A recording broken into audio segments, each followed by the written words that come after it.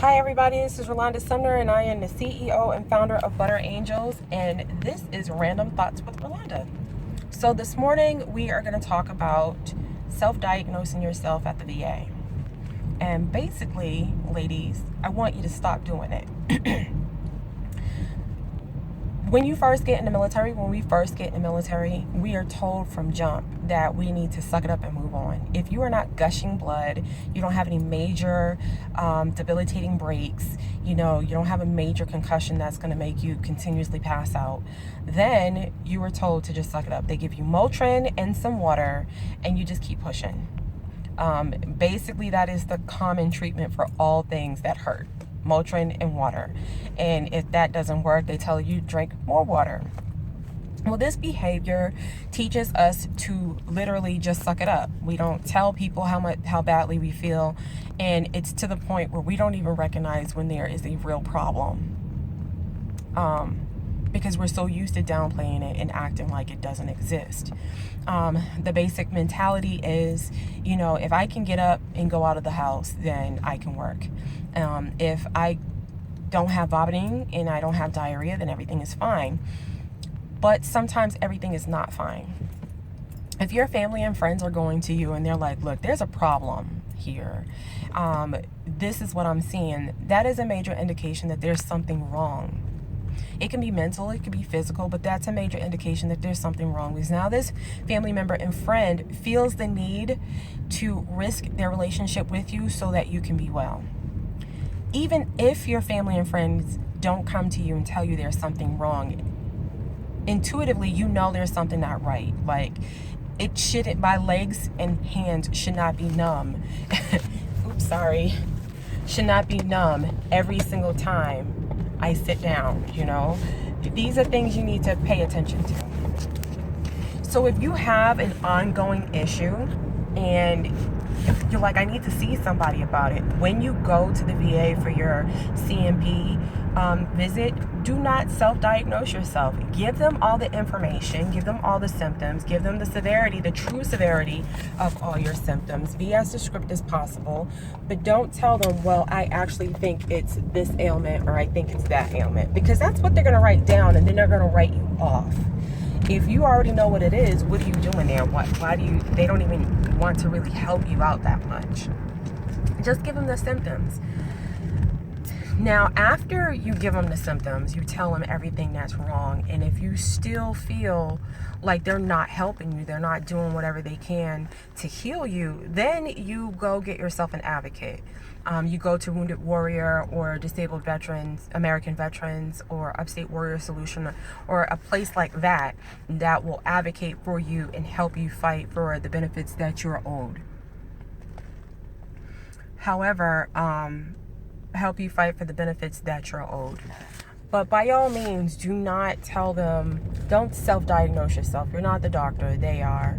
And they're here to help you. They're here to provide you with assistance that you really need, to heal.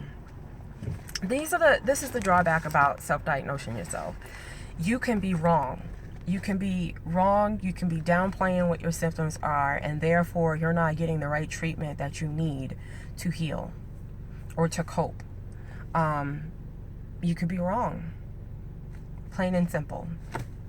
And if you're not getting the right treatment to heal yourself, then you're really just doing yourself a disservice, or they're doing you a disservice. But they can't provide you with the correct treatment if they don't know all the facts and the severity of the facts. 2, you can lose your job. Now, I know if you're still serving, you're not worried about losing your job, because at the end of the day, the military goes above and beyond to see if they can rehabilitate you, retrain you, reassign you to something that would accommodate your limitations, because they invested a lot of money and they're not trying to lose that. And honestly, they kind of feel like they own you. And so they're like, look, we're not letting you go yet. You still owe us some service.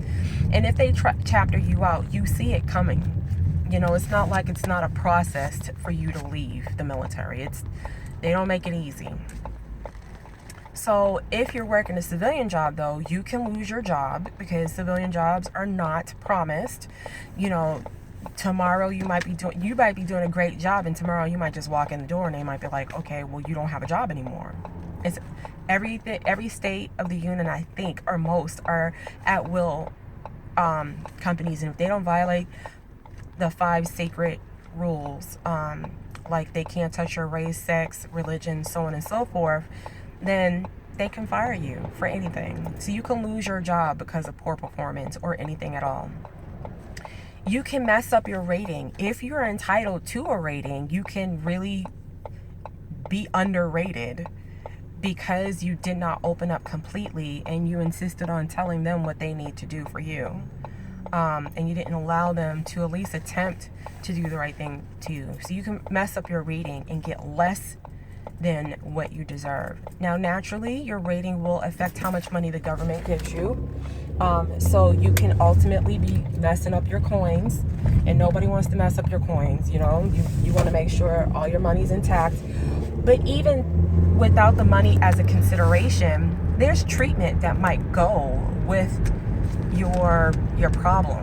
If you have a mental health issue, you might be entitled to counseling and medication if you need it.